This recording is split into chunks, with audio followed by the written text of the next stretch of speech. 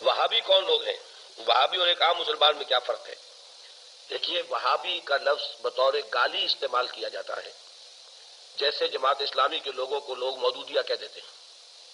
تو اول تو یہ لفظ کسی شکل میں بھی زبان پہ نہیں لانا چاہیے، کبھی استعارتاً کسی شخص کو معین کر کے نہیں کہنا چاہیے کہ وہ وہابی ہے۔ وہ یعنی توہین ہے جس سے کہ اللہ تعالیٰ نے روکا ہے۔ لیکن وہ کون لوگ ہیں جنہیں وہابی کہا جاتا ہے؟ نجد میں آج سے تقریباً 250 سال پہلے ایک شخصیت پیدا ہوئی، محمد ابن عبد الوہاب۔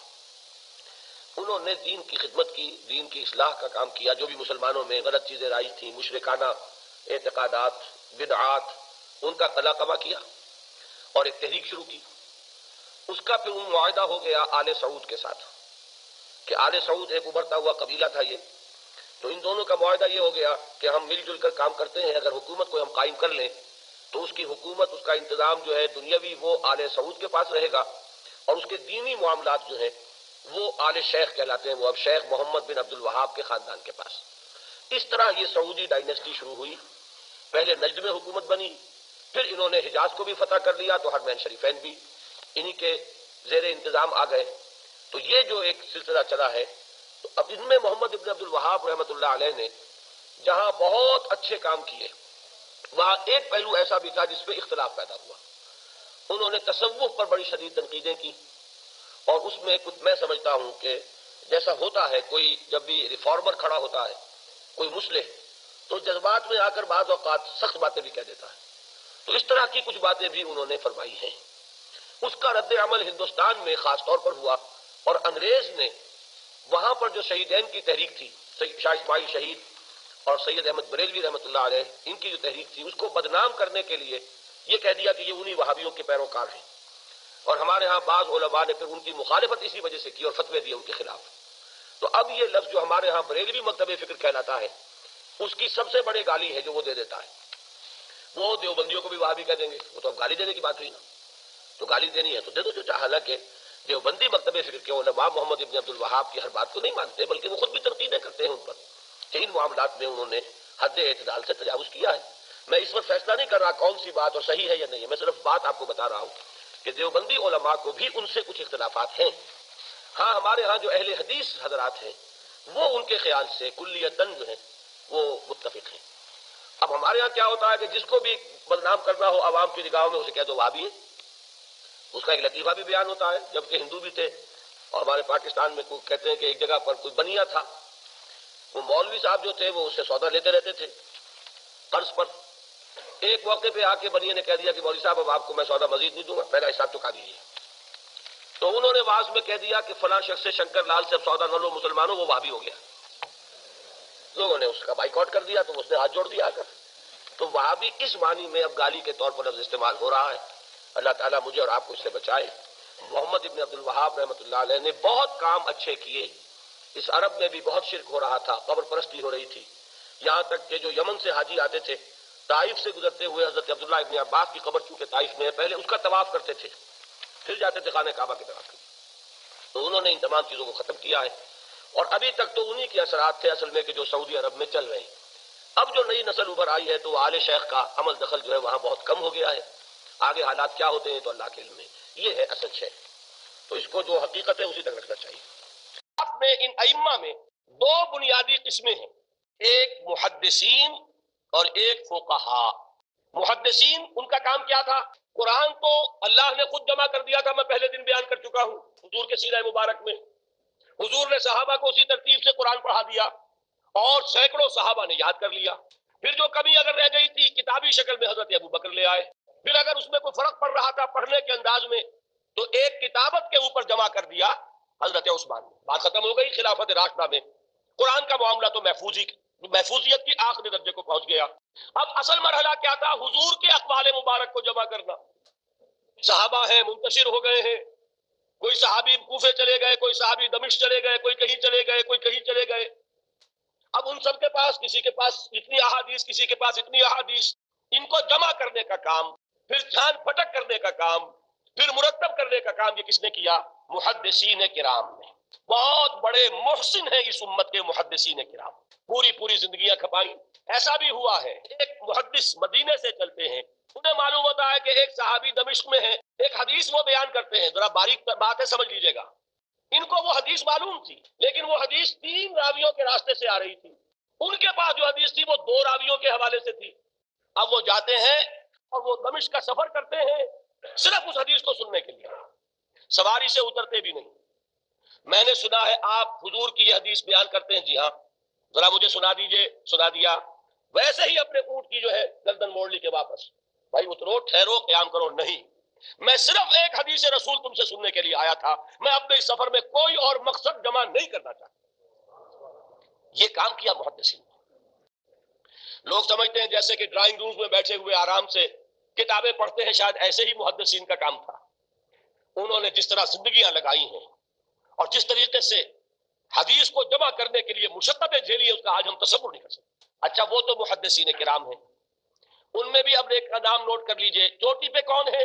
امام بخاری، امام مسلم، امام ترمذی، امام احمد بن حنبل، امام ابن ماجہ، امام ابو داؤد، سب ہیں، لیکن چوٹی پر رئیس المحدثین کون ہے؟ امام بخاری۔ اچھا، اب تیسرا طبقہ ہے ہمارے ہاں، دوسرا، وہ ہے فقہا۔ قرآن بھی جمع ہو گیا، حدیث بھی آ گئی، اب اس سے احکام نکالنے بھی تو ہے نا، استدلال کرنا ہے، حدیثوں کو جوڑنا ہے، قرآن کے ساتھ ان کا ربط تلاش کرنا ہے، اور پھر کوئی حکم تلاش کرنا ہے، اجتہاد کرنا ہے۔ یہ کام جنہوں نے کیا انہیں ہم کیا کہتے ہیں؟ فقہائے کرام۔ اور ان میں بہرحال جو لوگ یہاں جمع ہیں، مجھے یقین ہے کہ وہ اس بات کو تسلیم کرتے ہوں گے کہ ان میں چوٹی پر ہیں امام ابو حنیفہ رحمۃ اللہ علیہ، امام اعظم۔ پوری دنیا نے تسلیم کیا ہے کہ قانون کا جتنا سینس امام ابو حنیفہ کو ہے، قانون ایک علیحدہ شے ہے، اخلاقیات علیحدہ چیز ہیں، ایک شے کا اخلاقی تقاضا کچھ اور ہے، قانونی تقاضا کچھ اور ہے۔ آپ کو کسی نے تھپڑ مارا، اخلاقی تقاضا کیا ہے؟ معاف کر دو بھائی، اور قانونی تقاضا کیا ہے؟ جوابی تھپڑ رسید کرو، اس لیے کہ اگر یہ نہیں کرو گے تو اس کی ہمت افزائی ہوگی، یہ کسی اور کو بھی تھپڑ مارے گا۔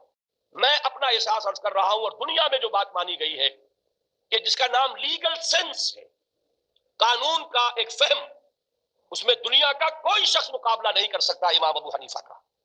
آپ صحابہ کو ان سے مستثنا کر دیجئے، ظاہر بات ہے انبیاء اور رسولوں کا معاملہ نہیں ہے، تو باقی انسانی نوع انسانی کے اندر امام ابو حنیفہ کا پلے کا کوئی شخص، ان کے برابر کا کوئی شخص قانون کا فہم رکھنے والا آج تک پیدا نہیں۔ تو سید الفقہا کون ہوئے؟ امام ابو حنیفہ۔ اور رئیس المحدثین کون ہے؟ امام بخاری۔ یہ ساری جو میں نے اس وقت آپ کو تمہید بیان کی، وہ اس مسئلے کے لیے پریشان کن مسئلہ یہ ہے کہ امام ابو حنیفہ کی طرف یہ بات منسوب ہے کہ وہ یہ فرماتے ہیں الایمان قول، ایمان نام ہے صرف قول کا، عمل اس میں زیر بحث نہیں آتا، ولا یزید ولا ینقص، وہ ایمان نہ گھٹتا ہے نہ بڑھتا ہے۔ اب دوسرا سٹیٹمنٹ سنیے، وہ ہے امام بخاری کا، رئیس المحدثین کا، الایمان قول وعمل، ایمان نام ہے قول اور عمل کے مجموعے کا، قول اور عمل دونوں چیزیں ایمان میں شامل ہیں۔ وَيَزِيدُ وَيَنْقُصُ، وہ گھٹتا بھی ہے بڑھتا بھی ہے۔ ایک مسلمان کو پریشان ہو جانا چاہیے کہ نہیں؟ ایمان جیسی بنیادی بات، سارا قصر تو یہیں سے تعمیر ہونا ہے، جڑ بنیاد ایمان ہے۔ ایمان کے بارے میں کوئی 14ویں صدی کے 15ویں صدی ہجری کے کوئی علماء ہو، بڑے سے بڑے ہو، ان کا اختلاف ہو جائے تو تشویش نہیں ہوگی۔ یہ کن کے درمیان اختلاف ہو رہا ہے؟ رئیس المحدثین امام بخاری اور سید الفقہا امام ابو حنیفہ۔ اور کتنا بنیادی اختلاف، بظاہر متضاد باتیں، بظاہر کہہ رہا ہوں میں، یہ تو معلوم ہوتا ہے کہ بہت زبردست اختلاف ہے جو حل نہیں ہو سکے گا۔ اللہ تعالیٰ کا شکر ادا کرتا ہوں، اس نے اس کا حل سمجھایا، اور کیسا سمجھایا؟ میں پورے انشراح صدر کے ساتھ کہہ رہا ہوں، اس میں کوئی تصنع نہیں، کوئی تکلف نہیں۔ میرے نزدیک دونوں باتیں 100% درست ہیں، یہ نہیں کہ 50% یہ درست 50% وہ درست، نہیں، یہ بھی 100% درست، یہ بھی 100% درست۔ فرق کیا ہے؟ محل مختلف ہے۔ امام ابو حنیفہ قانونی ایمان کی بات کر رہے ہیں، اور امام بخاری حقیقی ایمان کی بات کر رہے ہیں۔ قانونی ایمان کے اعتبار سے 100% درست ہے یہ بات کہ وہ صرف قول ہے، عمل نہیں، زیر بحث آئے گا۔ ایک شخص نماز نہیں پڑھتا کافر نہیں ہے، نماز کا منکر ہو جائے کافر، زکوٰۃ نہیں دیتا فاسق ہے، فاجر ہے، کافر نہیں ہے، زکوٰۃ کہہ دے کہ ہے ہی نہیں دین میں کافر۔ تو معلوم ہوا کہ قانونی ایمان جس پر دار و مدار ہے کفر اور اسلام کا، اس کا کل دار و مدار صرف قول پر ہے، اقرار باللسان پر ہے۔ یہ بات آپ نے سنی ہوگی، امام ابو حنیفہ کا قول ہے 100% درست، کہ گناہ کبیرہ سے بھی انسان کافر نہیں ہوتا۔ کبیرہ گناہ ہے، شراب پی ہے، کافر نہیں ہے، حد لگا دو۔ حضرت عمر نے اپنے بیٹے پر حد جاری کی، ایک مرتبہ مصر میں حد جاری ہو چکی تھی، لیکن حضرت عمر کو احساس ہوا کہ وہاں شاید رعایت کی گئی ہوگی خلیفہ کے بیٹے پر حد جاری کرنے میں، لہذا پھر بلایا اپنے پاس اور دوبارہ حد جاری کی۔ اگر کسی سے زنا ہو گیا ہے، میں آپ کو واقعہ سنا چکا، غامدی خاتون کہ ذرا کسی نے کہہ دیا بے حیا عورت تھی، تو حضور نے کیسی ڈانٹ پلائی ہے، اتنا اس کا رتبہ بیان کیا ہے، اس نے تو وہ توبہ کی ہے کہ مگر مدینے کی پوری آبادی پر اس کو تقسیم کر دیا جائے تو سب کی نجات کے لیے کافی ہوگا۔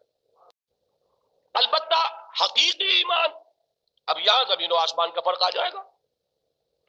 ایمان دل میں اتر جائے تو کون نہیں جانتا کہ دل میں جو بات اتر جائے وہ عمل پر ضرور اثر انداز ہوتی ہے۔ یہ بات سیدھی سی ہے، دل میں یقین ہو عمل اس کے مطابق ہوگا۔ دو اور دو چار کی طرح مثالیں دے دوں آپ کو۔ آپ کو یقین ہے آگ جلاتی ہے، آپ ہاتھ ڈالتے ہیں اس میں، کیوں؟ یقین ہے کہ جلاتی ہے، لہذا کوئی شخص ہاتھ نہیں ڈالے گا، غلطی سے پڑ جائے تو پڑ جائے، جان بوجھ کے کون ڈالے گا؟ اچھا، میں بلکہ یہاں تک کہا کرتا ہوں کہ یقین تو بڑی دور کی شے ہے، گمان بھی ہو، گمان، اس کا نتیجہ بھی عمل میں نکل آتا ہے۔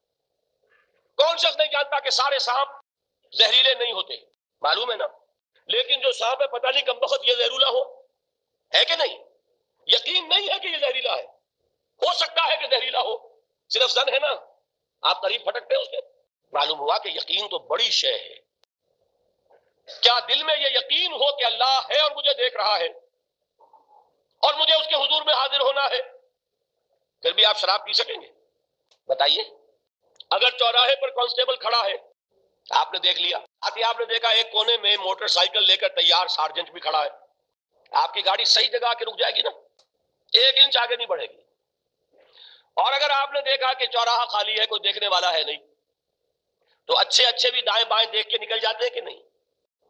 آدمی اپنے آپ کو دھوکہ دیتا ہے، بھائی یہ سارے ٹریفک رولز بچاؤ کے لیے ہے نا، تو دور دور تک کوئی ٹریفک نہیں ہے، خامخواہ کھڑا رہوں میں یہاں کائے کے لیے؟ لیکن دور دور تک کوئی ٹریفک نہ ہو لیکن سارجنٹ کھڑا ہو، پھر آپ پابندی کریں گے کہ نہیں؟ اگر یہ یقین ہو کہ اللہ ہے اور مجھے دیکھ رہا ہے تو کیا اس کا قانون توڑیں گے آپ؟ یقین والے ایمان کے ساتھ معصیت جمع نہیں ہو سکتی، قانونی ایمان کے ساتھ معصیت کے ڈھیر لگ سکتے ہیں، جیسے کہ ہمارے ہاں ہے لما تقولون ما لا تفعلون کبر مقتا عند اللہ ان تقولوا ما لا تفعلون۔ اے ایمان کے دعوے دارو، کیوں کہتے ہو جو کرتے نہیں ہو؟ اللہ کے غضب کو بھڑکانے والی ہے یہ بات کہ تم کہو جو کہ کرتے نہیں۔ ہماری امت کی اکثریت کا حال یہی ہے کہ نہیں؟ یہ کیا بات ہے کہ قانونی ایمان ہے، اس کے ساتھ معصیت کے انبار ہو۔ حقیقی ایمان ہو تو معصیت کا وجود ہو نہیں سکتا۔ اب بتائیے ایمان اور عمل علیحدہ ہو جائیں گے کیا؟ یہ ہے مسئلہ جو امام بخاری کے سر پہ ہے۔